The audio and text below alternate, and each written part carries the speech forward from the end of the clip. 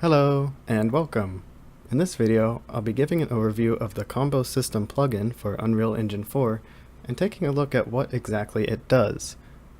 I'll be using the example project included in the Epic launcher for the ComboSystem plugin. You can see that here.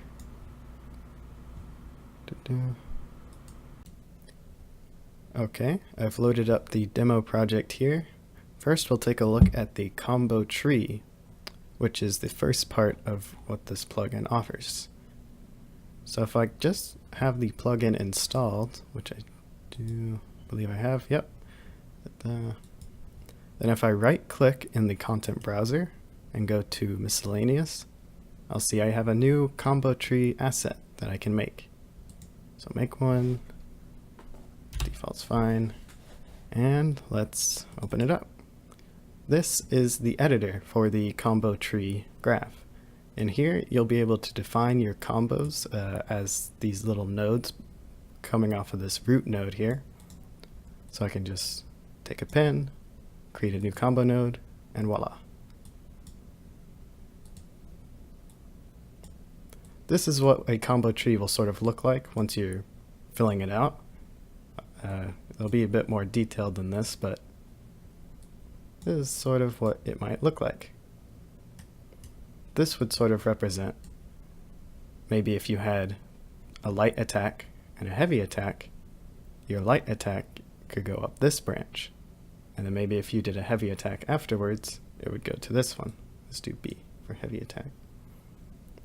Same with heavy attack. After you perform a heavy attack, maybe performing a light attack or a heavy attack afterwards will result in different combos. Let's take a look at the properties that different nodes can have. Okay. So at the top left here, these are going to be all the different properties that are stored on every single node. The first is a name. This can be used to identify what combo you're on during runtime. It really doesn't do much more than hold a string. Next is startup frames. When you first reach a combo node, it'll be in startup mode for this many frames. During that time, you won't be able to advance to further nodes. After startup frames have ended, it'll go into input mode. For this many frames, you'll be able to advance to further nodes. If you don't have input for this many frames, it'll go into cooldown mode, during which it also won't be able to advance to further nodes. Once it goes all the way through and expires cooldown frames, you'll return back to the root node.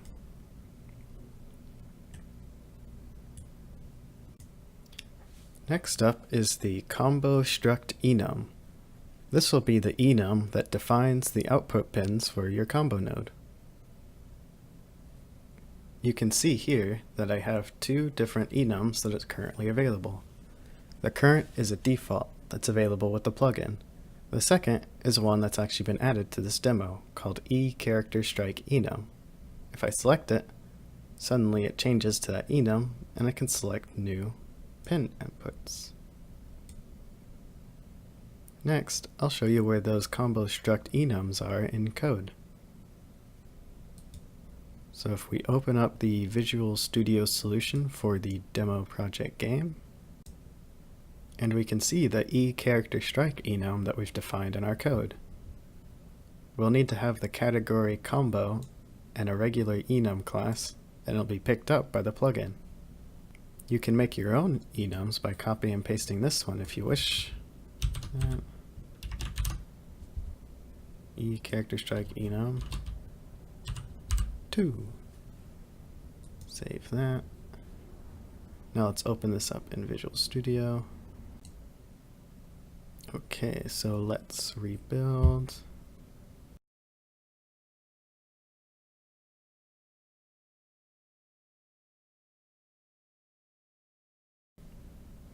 All right. What? Sure. Okay. And now we should have both. We have number 1, number 2.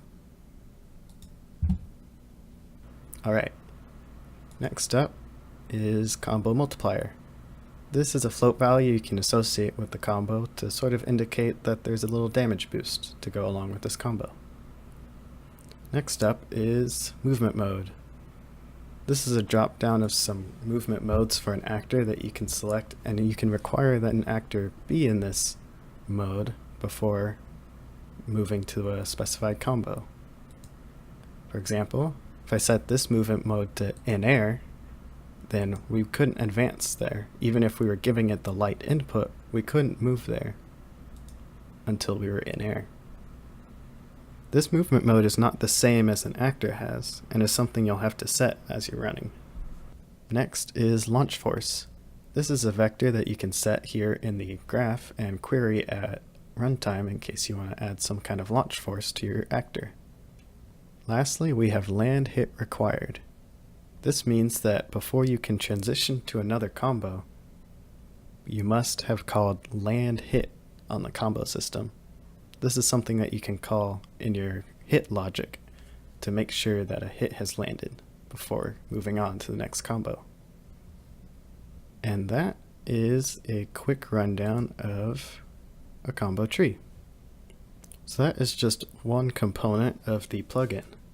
Combo trees are just this data type that has this graph editor that you can define these nodes in. The second part is what I've been referring to as a combo system. This is an actual actor component that's attached to your actor and will use a combo tree during runtime. Alright, let's switch over to the event graph, and over here you can see we have a combo system component. You can add that by searching combo system here, but I've already added it for the combo demo. And over here on the right in the details panel for the combo system, you can set the combo tree. Right now it's set to the default tree that comes with the demo. That's much more involved than the one we were looking at earlier. But you can simply drag and drop from the content window any sort of tree you want in here. I think the current tree for this one is located here in Combos folder. In this combo tree, I'm using light, heavy, and special to identify the different kinds of combos that I want. So here are the terminal combos that have the special moves attached to them. I'm using the combo name that you'll see later to identify which animations I want to play.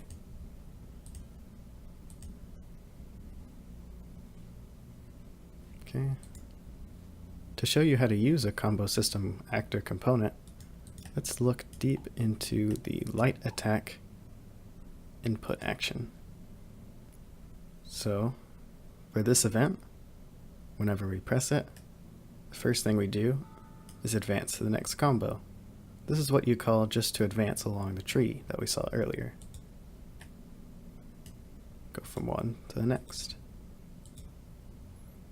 The return value will be true if we successfully advance to a new combo.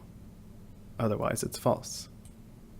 The input to advance next combo will be an enum, ideally of the same type that you put in here. And because we did a light attack input, we'll give it a light attack enum. Next up, we'll look at the current combo name and switch on a string to decide what animation we want to play. You can query the current combo for any of its properties, like launch force, name, or multiplier. Here's how I use the launch force. First I query the combo system for the current combo launch, and then I rotate it about the current actor, and just call launch character using the vector, the rotated vector. I also use the animation blueprint to do some combo logic.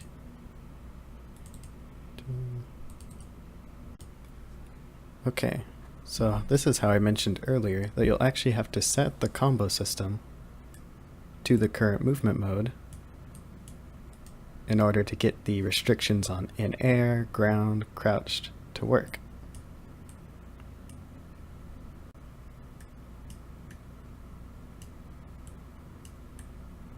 You can see here I'm using the in air boolean that I'm getting from the movement component of the pawn, and just using that directly to set my movement mode.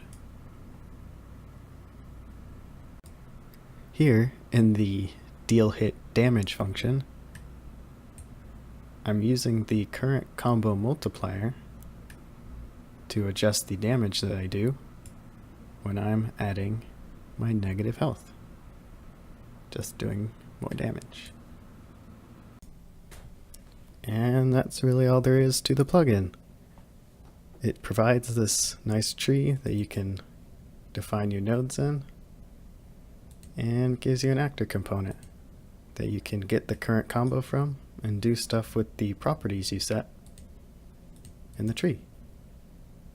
It also comes with these frame timers and the movement mode and land hit required to let you conditionally block input to the combo tree, or the combo system as you're going through the combo tree.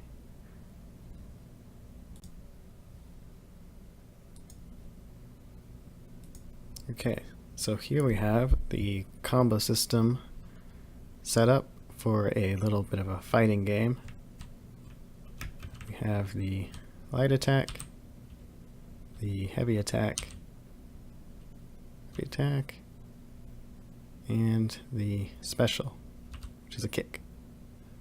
So, if I try to spam light attack,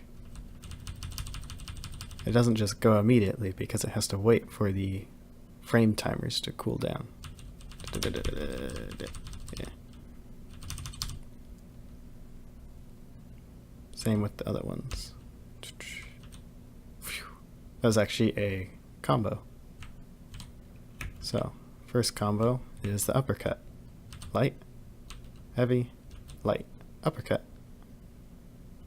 We do light, heavy, but if I wait too long, it just goes back to light because I've gone back to the root node. I think another example of this is heavy, light, heavy. Oh, what was the other one? I think it's light, light, heavy. We use the launch force to do a charged heavy attack. And the last little thing is an in-air attack that only activates when you're in the air. So, I believe it's kick, light, and jump. And because we were in the air, it did that special kick attack. If we were to do the same combo, kick, light, kick, it just does another kick. So that one we actually made sure it only did that combo, that air kick, when we were actually in the air. I believe the last one would be the slam. Old slammeroni. Heavy, light, and special. Bam. I don't think that one has anything special to it. It's just a slam. Okay, next up I want to show you guys how we can use land hit required in order to only go on to the next combo if we actually land the hit. So if I play here, you can see that I can actually do combos regardless of whether I'm actually hitting that other guy or not. So first we'll go to our player blueprint.